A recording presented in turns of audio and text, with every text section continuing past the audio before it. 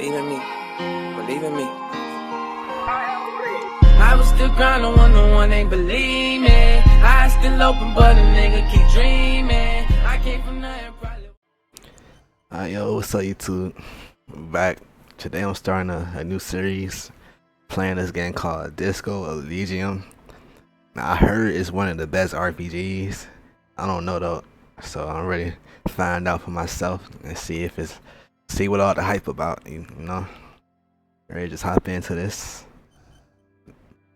make my character, select archetype, anchor, sensitive, physical, create your own.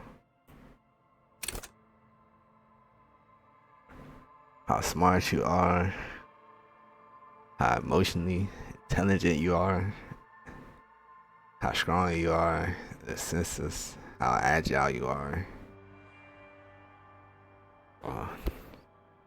I might use one of the pre-made archetypes. Yeah, I'm gonna go physical.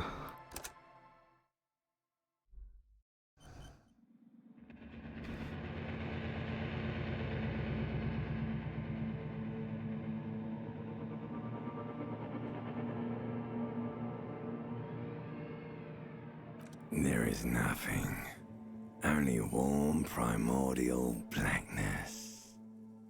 Your conscious ferments in it, no larger than a single grain of malt. You don't have to do anything anymore. Ancient reptilian brain. Ever. Never, ever. Never, ever, ever, baby. What the fuck? An inordinate amount of time passes. It is utterly void of struggle. No ex-wives are contained within it.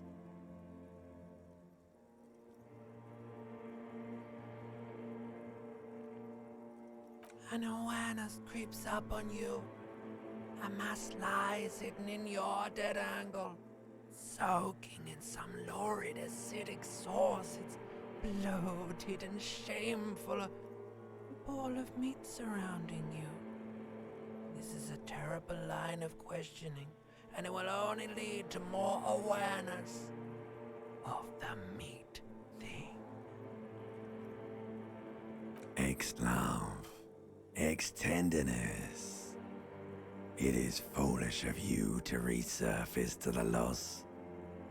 Not after all the damage you've suffered to get here.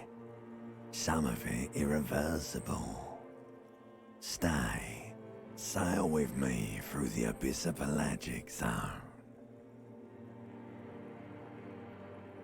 Do you really?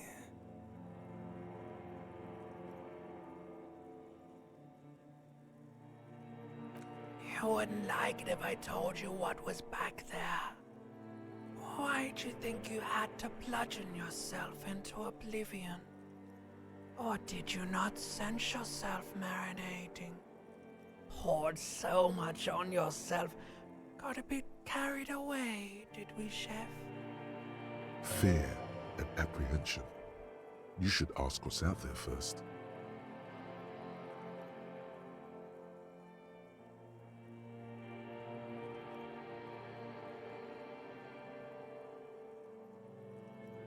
Yes, your one disco mother. There's this giant ball there. An evil apes.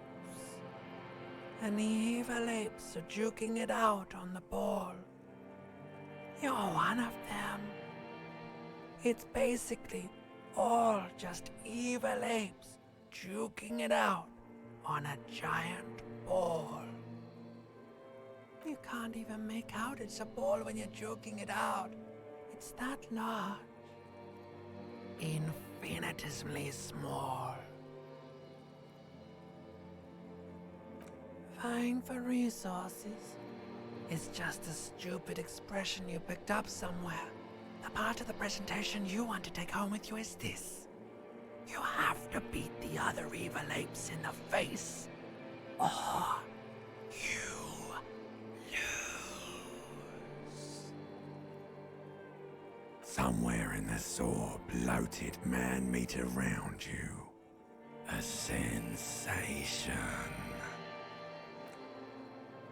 Like a fly to the ointment, your conscience sticks to it. The limbed and headed machine of pain and undignified suffering is firing up again. It wants to walk the desert, hurting, longing, dancing to disco music.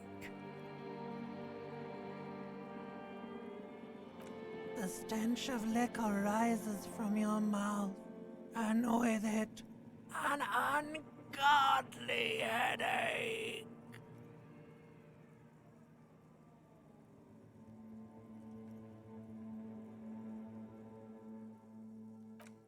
A fiery streak penetrates your skull, trying to force your eyes open. It's a sound, a clarion call from hell.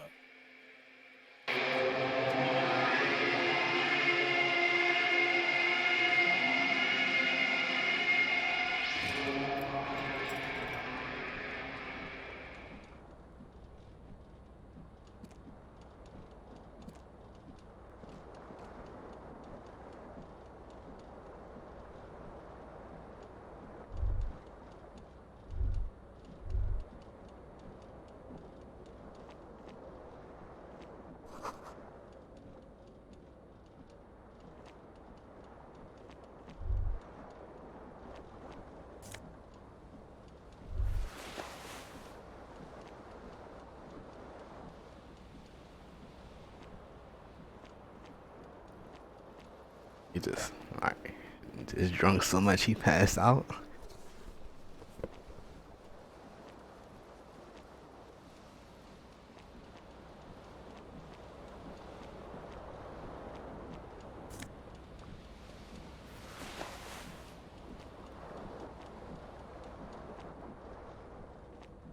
This fan has two chain pull switches. One ends in a tiny fan, the other in a light bulb. A truly horrific necktie has somehow attached itself to one of the blades.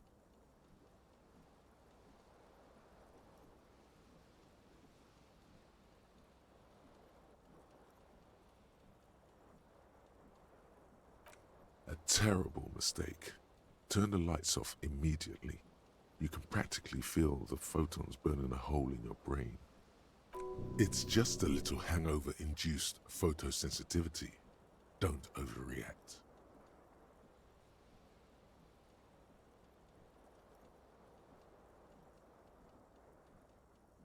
The lights are off.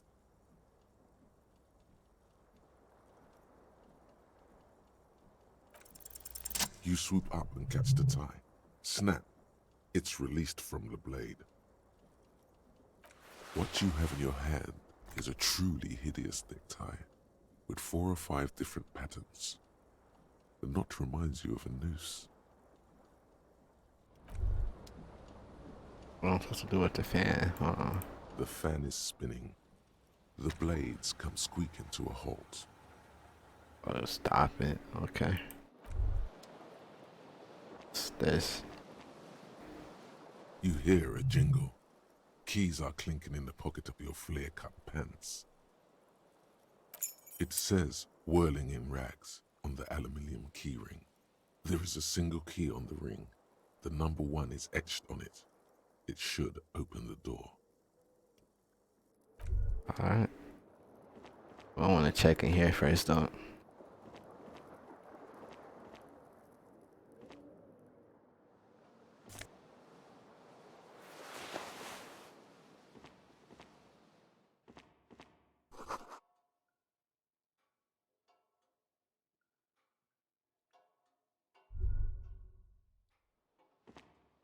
A mirror hangs above a bent and broken sink. In a fierce discharge of masculine energy, someone has ripped half the faucet off. Hot water sprays from the base and steam covers the mirror. You cannot see yourself, just the outline of a man. Suddenly, you realize you have no memory of the face that awaits you there, underneath the soft vapor. as you slowly reach your hand towards the surface of the mirror. Abort. You clearly have not thought this through. You won't like what you see there, and you will never unbecome it.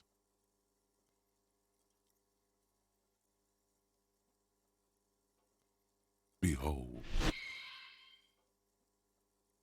What the fuck?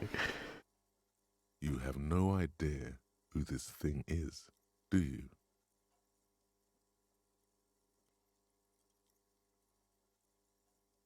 It appears you're also dead. There's clearly rigor mortis on your face. Or wait, is that an expression? Are you trying to make an expression with that face? Why?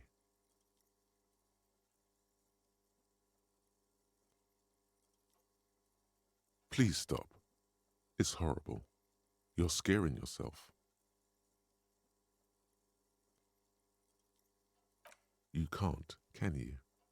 It's like it's not even voluntary anymore. You have worn that grin into your face, and now it won't come off. What does it even mean? What is the emotion you're trying to convey? You should check yourself for a pulse, superstar. From here it looks like a cadaverous spasm. You find no sign of life on your swollen neck. However, putting your hand on your chest reveals an irregular heartbeat. You appear to be alive, for now. I can't do none of that. Should have picked intelligence. Encyclopedia.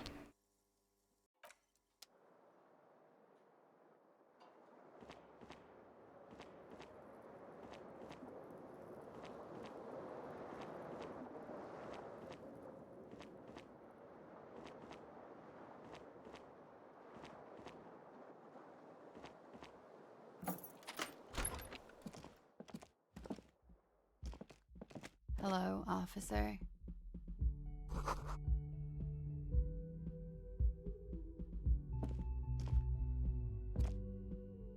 The young woman raises a cigarette to her lips.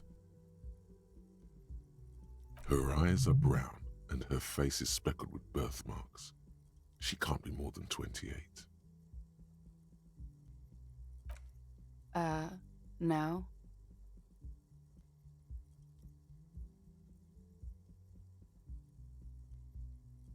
The young woman shakes her head slowly. No. You're a police officer, sir.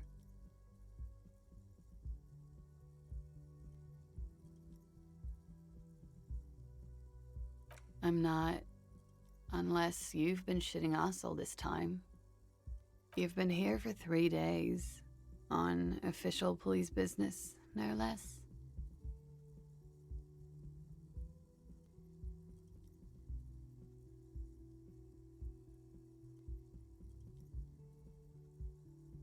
Couldn't say.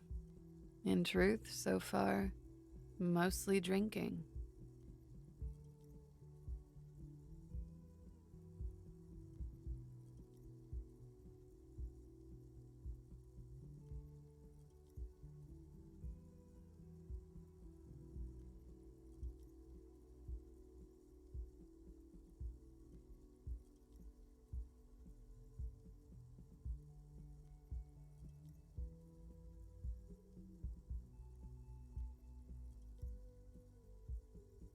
Could it be because of the drinking?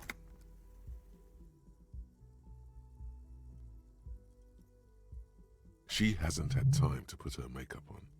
This is her morning cigarette. She looks tired, her beauty waning faster than it ought to at her age.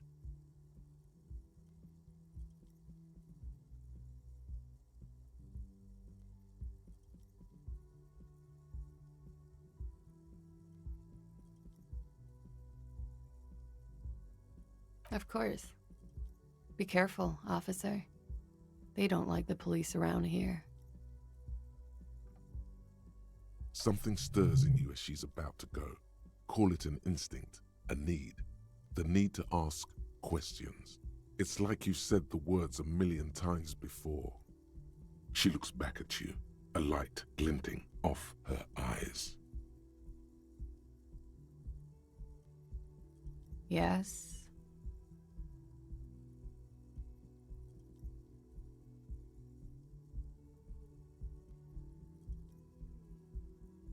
There was the usual ruckus, loud disco music. I couldn't say. It's impossible to hear people speaking from over here. Oh, yes. Various artists. Ostentatious orchestration prime among them. Oh, were huge where I come from. I was very young then, of course, like 7. Life gets hard, but we go on.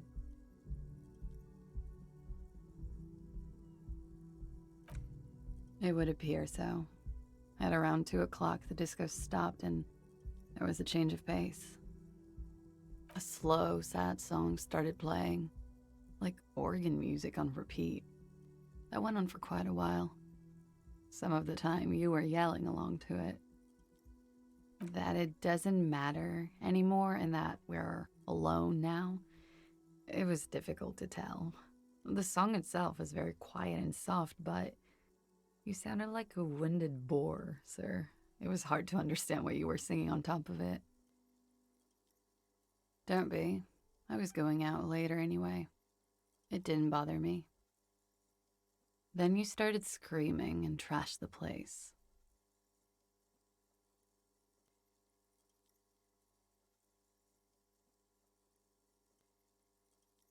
No, it didn't sound like there was a fight. It sounded like someone was trashing their room. A window was smashed. The tape player, probably. The song stopped. And furniture, too. A real destructathon. There was screaming. Then I think you passed out. Okay. Glad to have been of assistance.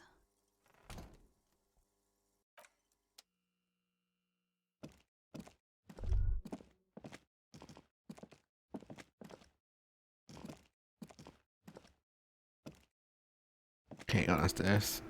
Oh, I can't.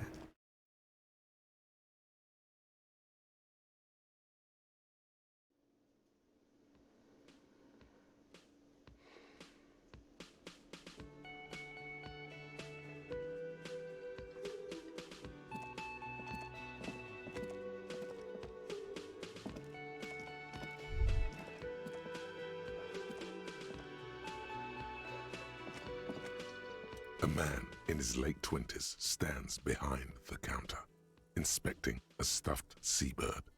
As you approach, he gives you a sideways glance, then looks down again. That was disdain in his eyes. Even now he's purposely ignoring you.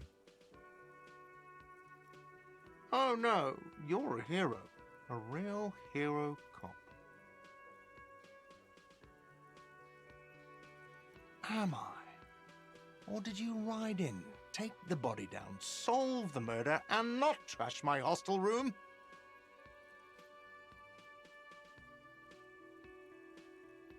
Oh, it's not? You're right, it's not. No, I'm not the bartender. I'm the cafeteria manager. He's very animated all of a sudden. This seems like a touchy subject. I have 3 cafeterias to manage. 3. Sylvie tends the bar here, not me. I'm only standing in. Mm-hmm.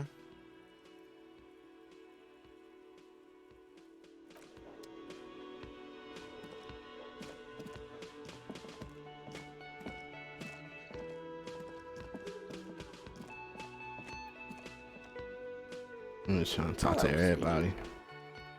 You shouldn't keep your colleague waiting.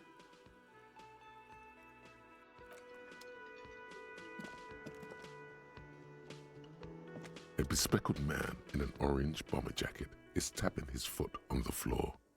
Looks like he's waiting for someone. You.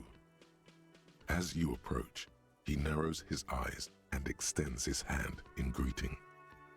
On the sleeve of his bomber jacket, as well as on its back, are the same enigmatic white rectangles as on your blazer.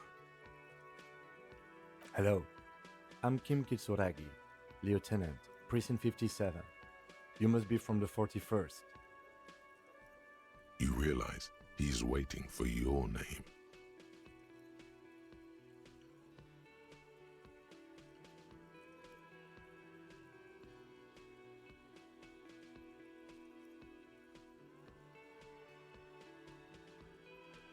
It looks like we had a little scheduling error on Sunday. Saturday too, actually. Have you had time to talk to the manager here? If you don't mind, we should talk to him again. Ask him for a rundown of the area. Now that I'm here as well. I understand the scene is out back, right? It also wouldn't hurt to assure him the police are finally here. In full force, I mean. Have you mapped out the initial interviews? Okay, we'll have time for that after we take a look at the coroner's case. Have you removed the dead body from the tree?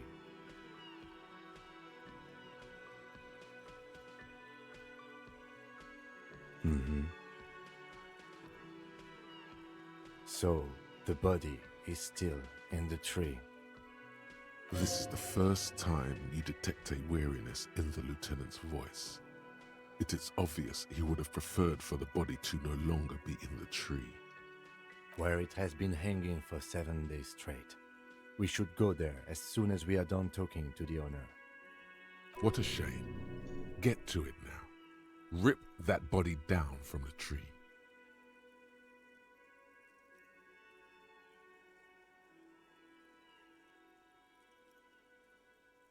After it's been up in a tree for that long, any kind of ripping is inadvisable. Delicate goods, filled with stinking horrors. After you, officer. If you're about to embark on an investigation, shouldn't you have a badge? You mean you don't have a badge?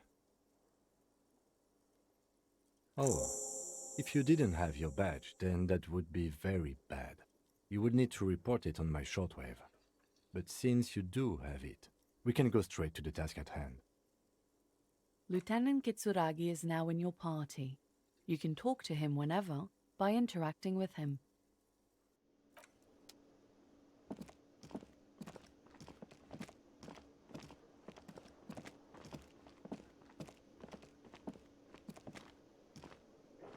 The man with the unimpressive beard notices you approaching.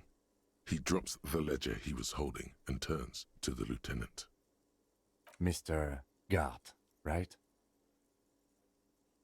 Yes. I am Kim Kitsuragi from Precinct 57. This is an inter-district investigation, so joining me from Precinct 41...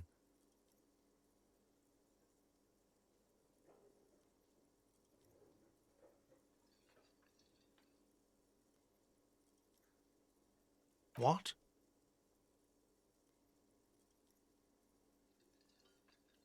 Right. Now, I know it took us a while to arrive at the scene. It also took you a while to call us and report the dead body. It was you who placed the call, yes? No, I only just got here. It was probably Sylvie who called you. She usually works the bar here. I'm only temporarily taking over her duties. Do you have her number? As a matter of fact, I do. This sounds like something you can use to call this Sylvie later. You said you just got here. From where? Are you a local? What, of Martinez? No, I live in Jamrock. I only sometimes come here to keep an eye on the place. This is just one of the many cafeterias I manage. But you still know your way around, yes? In case we need directions. Yes, I know where some things are, but as I said, I don't live here. I just used to work here. And I'm not going to start working here again, if that's what you think. I didn't imply that. Detective. I have everything. You?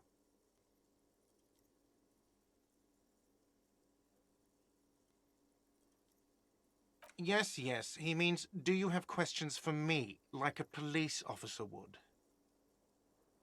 Behind this building, there's a courtyard. They hoisted him up on a tree there. That's easy. See that door there? First you exit through that. Then, to your right, you should see a big hole in the fence. A really big one. You can get to the courtyard through there. No need for the keys. The hole is big enough for the Franco-Nigerian cavalry to fit through. She went away because none of your business. Does she? Maybe she does. Maybe she pertains to the apocalypse. Sylvie is not here because I asked for her number. The dead body out back didn't help either, but it was mostly me. I hope you appreciate that. Thank you.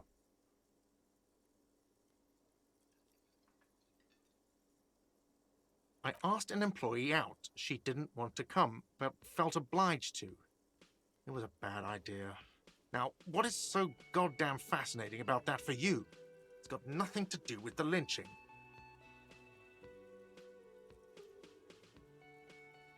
Good for you. Was there something else? I'd like to get back to what I was doing. Let's go. Not so fast. You owe me 130 real.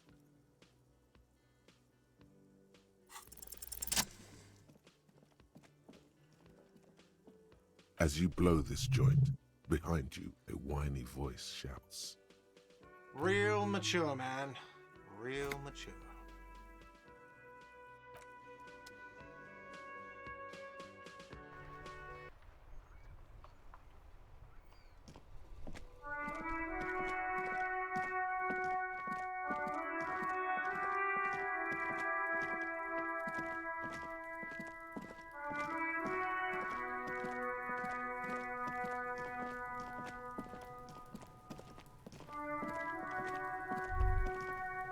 My little bro throwing rocks at the body. Like, it's wild, man. Kuno's got this. Can't be older than 12. Oh yeah, Nappa Gumpy, Kuno!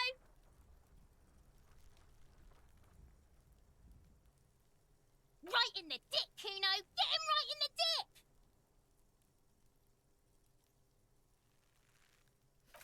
Love it in the dick. The boy is sweating profusely. His eyes are like two black holes and his jaw is twitching as if trying to break free from the empire of his body.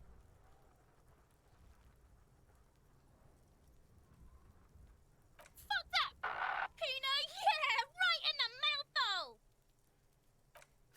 Shits himself. The rake, Kuno! You should throw the rake at him, Kuno! The fuck? Does Kuno know what a rake is?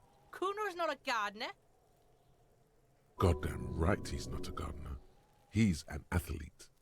Every rock connects, making the battered corpse look just a little bit worse for wear. What? You wanna fuck Kuno now? What the fuck? That's it. That's all you've got. No. Got your ass handed to you by the Kuno. Who's the man now, huh? Kuno's the man. You wouldn't believe the pussy Kuno tears up. What was that, Kuno? Nothing, see, nothing. Just slicing some bacon. We shouldn't do anything. I don't tempt such forces. You will see. All right. Enter. The kid moves his hands like a basketball player dribbling fast. Shitload pig. What's your question? Don't tell the pig shit, Kuno! This is where you quickly ask him questions. Real cop questions. Like a cop.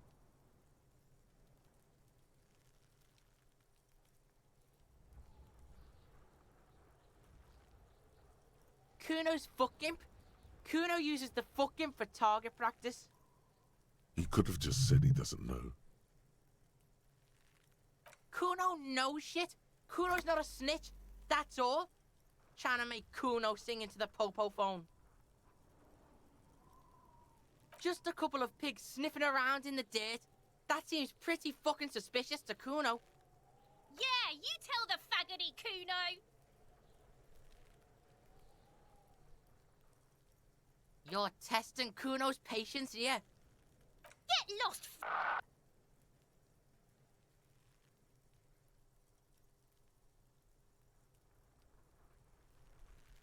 Right, pig? This is where Kuno plays with his little wooden choo-choo. Fuck do you want with it? Yeah, whatever. Kuno doesn't give a shit. Kuno doesn't fucking care.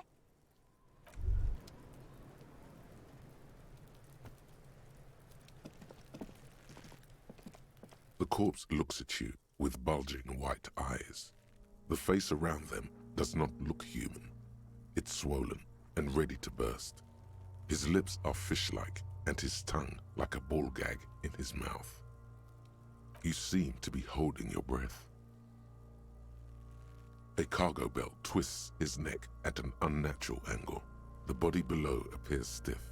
It's letting out an ungodly rot. The smell seeps in even through your clenched nostrils. Active decay. It's okay to throw up, officer. No one is judging. He's about to blow. Cop's gonna blow, Kuno.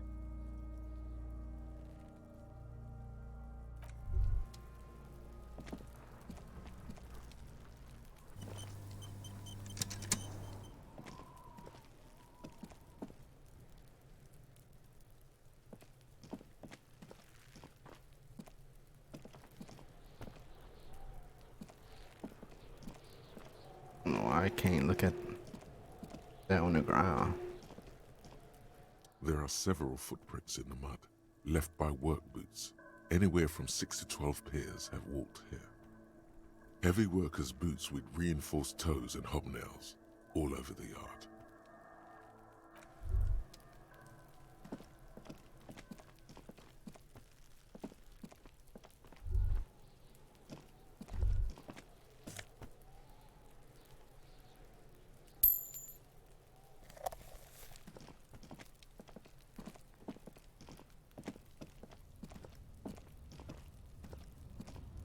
An inconspicuous pile of the roofing material, Eternite.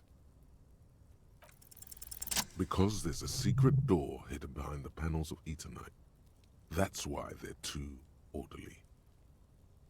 There it is. You see a shabby little door.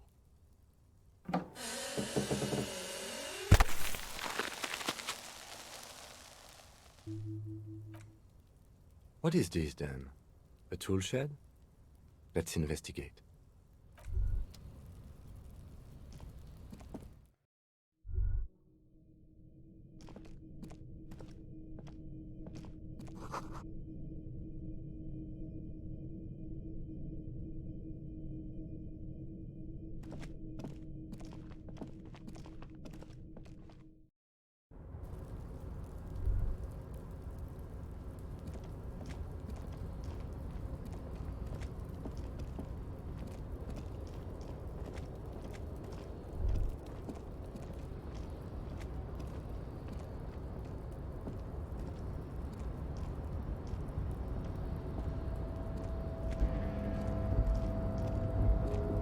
Looks like someone left his tarpaulin cloak hanging on the railing here.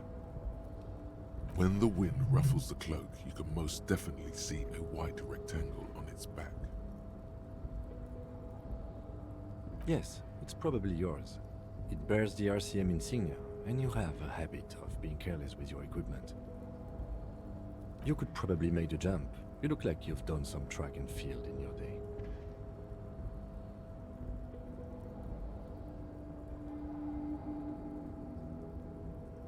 What are we doing? We're awfully close to breaking into the industrial harbor. They're bound to have information for us. I thought that was our intention. Or it could be that we are just exploring.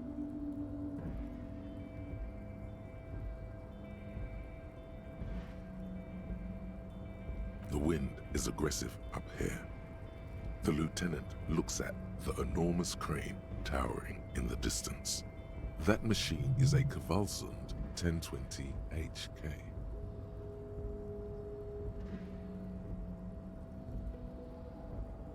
Yes, that's one way of putting it.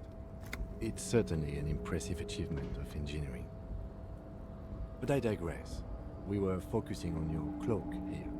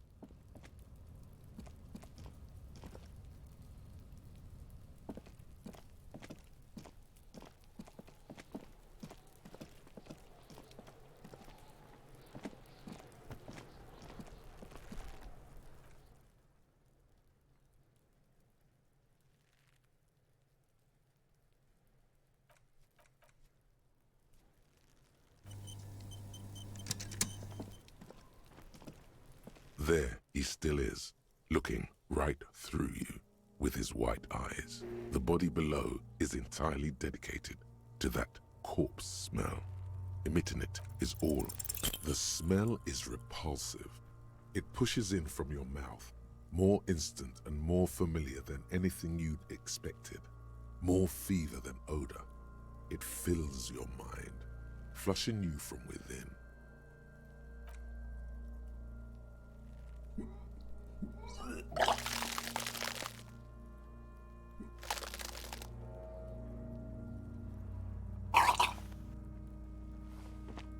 You feel a great force ringing from your stomach. Your body curls and pushes it out, burst by burst, until a pool of vomit lies under your feet and your throat stings from the stomach acid. The smell of Commodore Red rises from the pool. Among it, distilled spirit and bits of shish kebab. Keep it. The hangover is clearly making these worse for you. You could use some ammonia to clear your head. If you can handle the headache, some officers use it to deal with cadaverine odor. There is Frit nearby, east of the hostel. They usually have a small apothecary. If they don't... There's a greenhouse here, and a gardener with a wheelbarrow on the corner of the whirling in rags. If she works here, she might have something for the smell. Acquiring ammonia will provide a modifier to the white check. Modifiers make checks easier and allow you to retry them.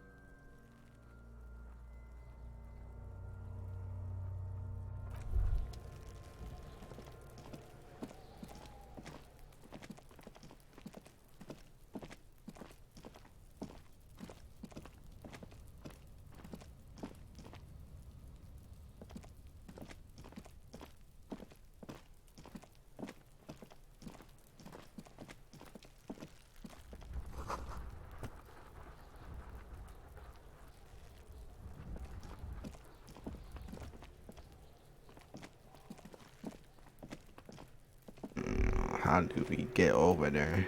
That's the greenhouse. You see? I can't just walk over there.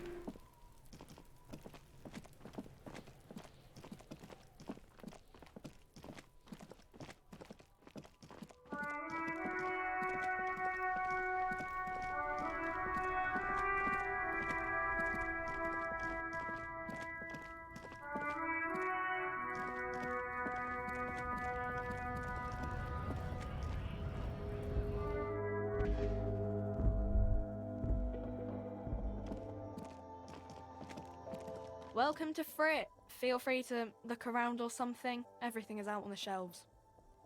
What's that magazine she's reading? You mean this? This is Pop Stars.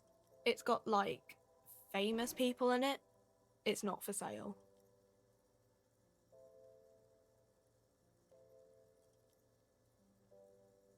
Looks like it also has something called Police de la Mode, featured on page 34.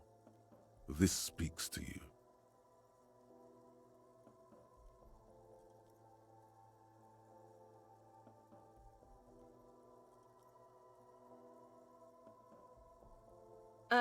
It's where they rate different outfits famous people wear. It's kind of funny. They're kind of mean. It's about who's the most stylish. No, I don't think so. We are not the fashion police. We're the real police. Okay. I'm not really supposed to be chatting to anyone, but... She looks up from her magazine, eyes filled with tired ennui. Yes, what we have is there, in the medicine cabinet. Go take a look yourself.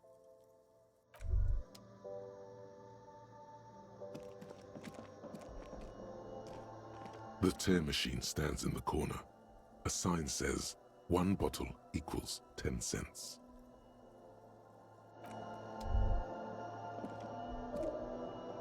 A small cabinet on the wall is filled with various medicine bottles, nasal sprays, and blister packs. They all bear the Saint Baptiste Pharmaceutics logo. Just ask me if you need anything from Saint Baptiste. We don't stock prescription meds, but we do have Nosafed, Duramine, Magnesium, and Hypnogamma. Okay, don't, overdo it or something.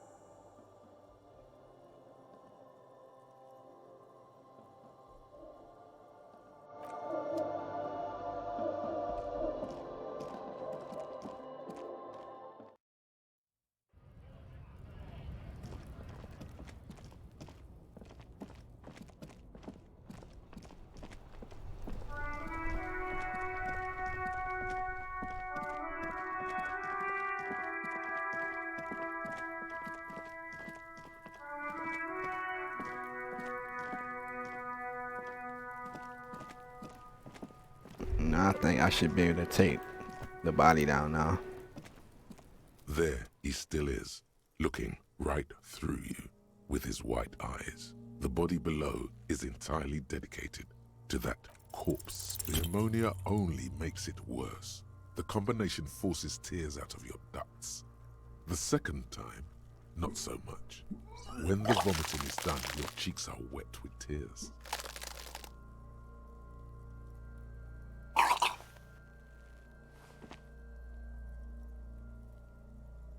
Are you okay, officer?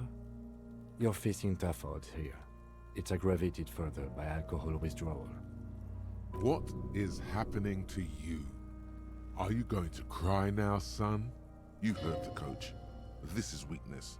It cannot go on much longer, or you will lose.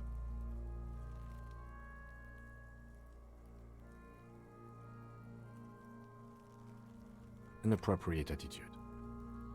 You need to get your shit together.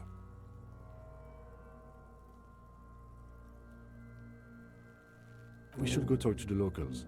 Find something else to do while the wind changes. It's pretty bad right now. You've gained a thought. When this dialogue is over, go to your thought cabinet and internalize it for special bonuses and effects. Give it half an hour. Get yourself together. Then come back and have another go. Alright, I'm gonna just end it right here. In this episode right here.